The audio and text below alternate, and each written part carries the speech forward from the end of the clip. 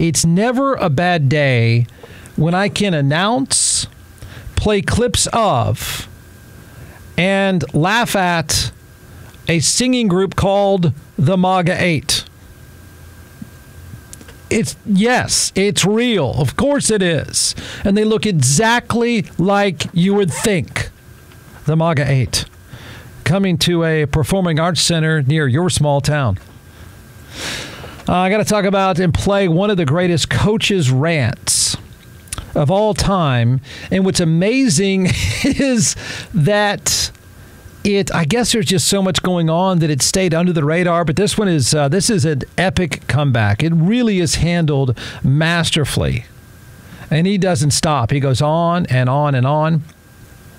For whatever reason, I guess it shouldn't be that surprising. Also, Bill Belichick got some love from none other than Donald Trump. That should help his cause a lot.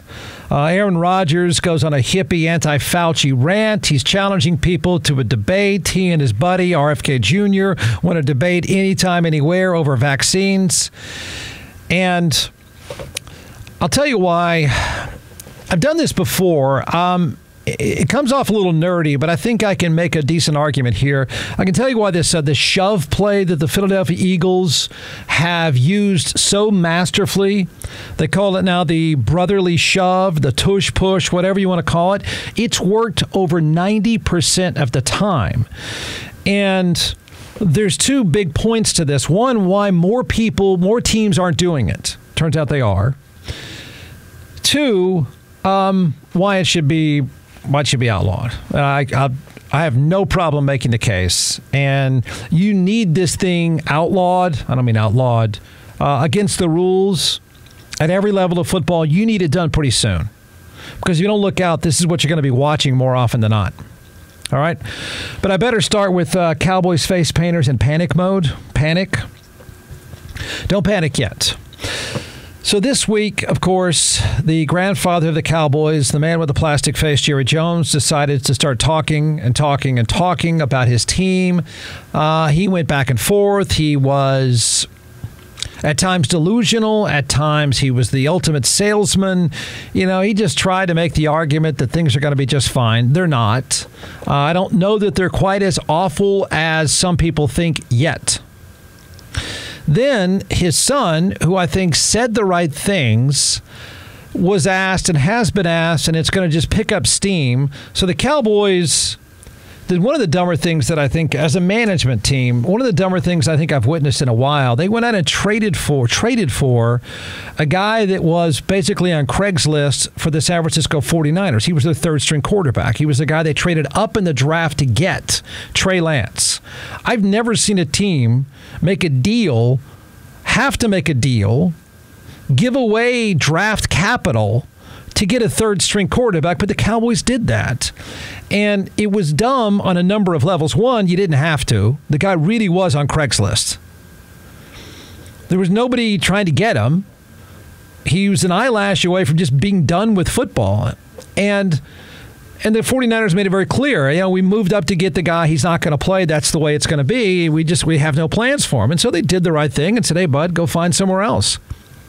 Little did they know they would find, like you have the free desk sitting outside your house. You put free on it.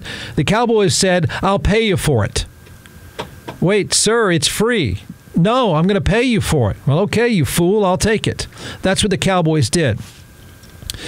Fast forward, when things go wrong for Dallas, everything is blamed on Dak Prescott. He was awful the other night. He was awful. Their whole team was awful. They got their face kicked in. They were run off the field by the 49ers, who are flat out better than Dallas in every single way. But immediately the focus is it's all Dak Prescott's fault. Some of it was. So then, of course, I'm thinking one of the many reasons why dealing for Trey Lance was dumb is that it starts drama when there was no drama necessary. The owner of the Cowboys lives in a state of drama. The franchise is surrounded by drama. What they didn't need, given the fact that they paid Dak Prescott, they didn't need the drama of people saying, well, when's that guy going to play? Well, sure enough, after Dallas got rolled by the 49ers, the questions have started. Well, when are you going to play that guy? Why not play that guy? Why not play your third-string quarterback? I'm going to say this, that I think Stephen Jones, the son of Jerry Jones, who also does radio shows, that's not a good idea, did a good job of saying, we got our guy. We got our guy. Don't need to hear it, not making the moves, not happening. We got our guy. That's the right thing to say right now. Jerry Jones, who rarely says the right things right now, he usually says all of the wrong things all the time. Jerry Jones even did the right thing, and I'm talking about just minimizing the dumpster fire of drama. This week, even though they never have a plan, this week the plan for the Cowboys should be do what you can to minimize drama. Jerry Jones said, Dak Prescott's my guy. It's the right thing to say right now. Notice how many times I've said right now. Because while there's no reason to panic right now, by Tuesday, there might be a reason to panic. Here you go.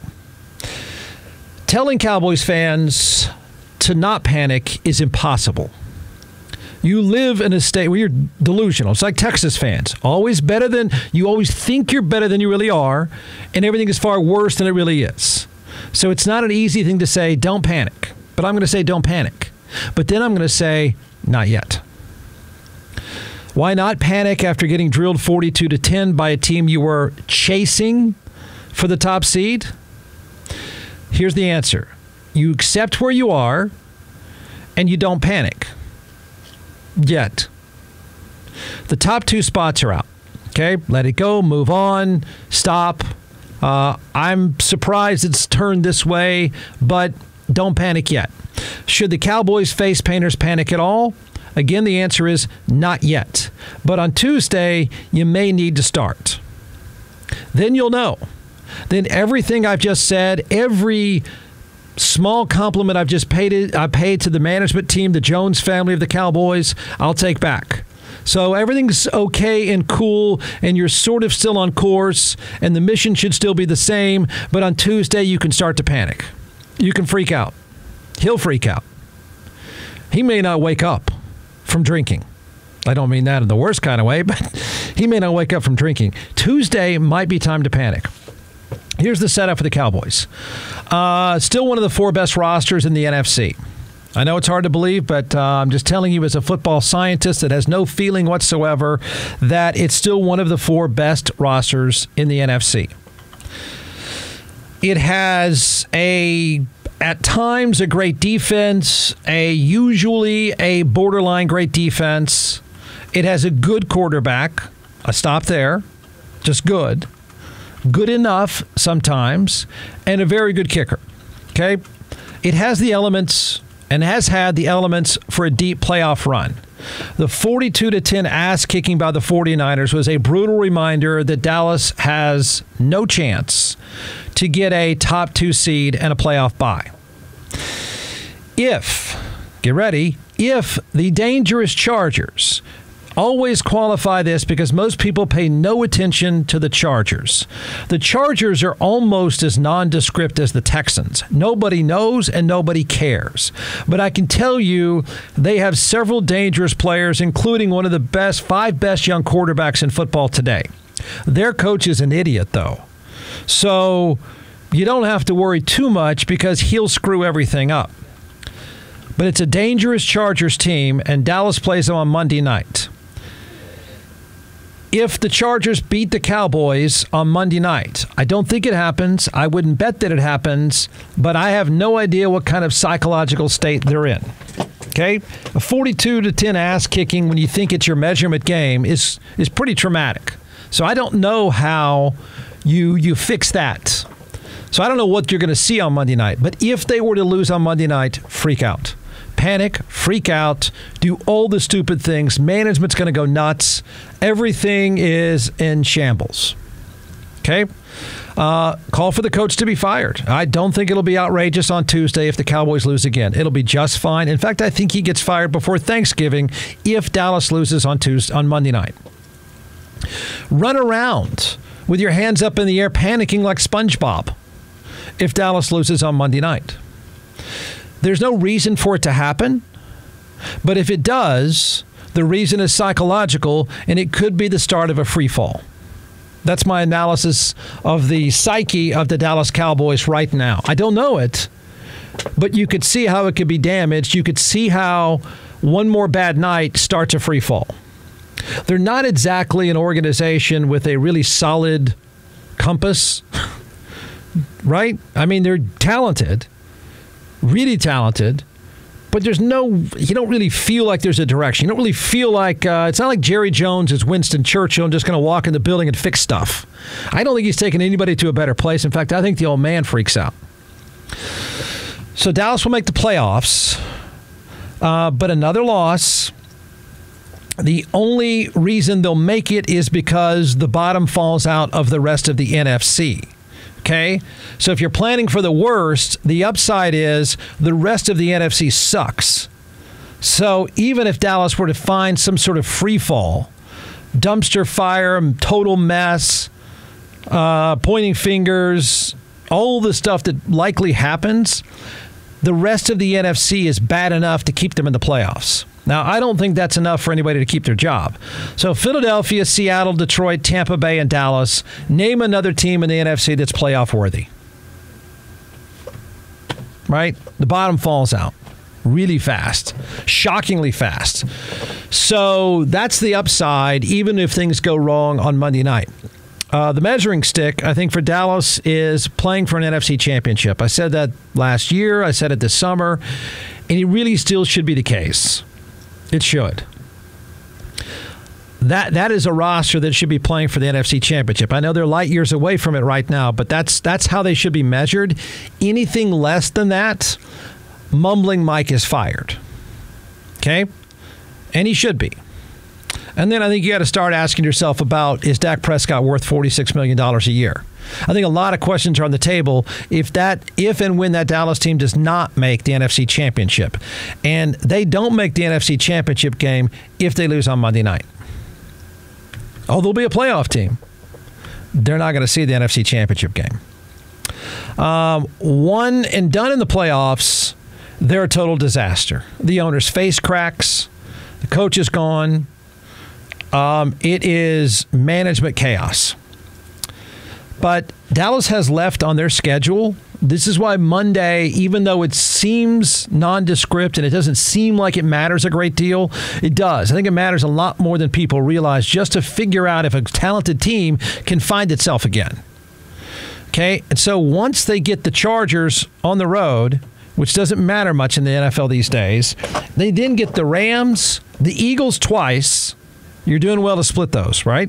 The Eagles twice, Seattle, who's better than Dallas. And Seattle's like a version of Dallas that's just better than Dallas because it's smarter than Dallas and it's better run than Dallas. That's what Dallas should look like. They should look like Seattle, but they can't because they're kind of crazy. But Dallas gets the Chargers, Rams, Eagles twice, Seattle, and then on consecutive weeks, the Bills in mid-December in Buffalo. That's going to be good. That'll go well. Another road game the next week against Miami. And then the Lions in Dallas before they finish the regular season at Washington. A loss, now you see what I'm setting up here, right? There's talent. It's just the ability to sort of rein it in, don't panic, win on Monday night and get yourself right. If they don't, you can easily start to see a 7-8 loss season. That becomes a reality because stuff gets away from them really quickly. Jeff, are you telling us to panic? I just started by saying, don't panic. Most of the stuff is still pretty good. You're not in a great spot. You're underachieving. But you're a pretty decent playoff team as you stand there today. So right now, don't panic. You lose on Monday night.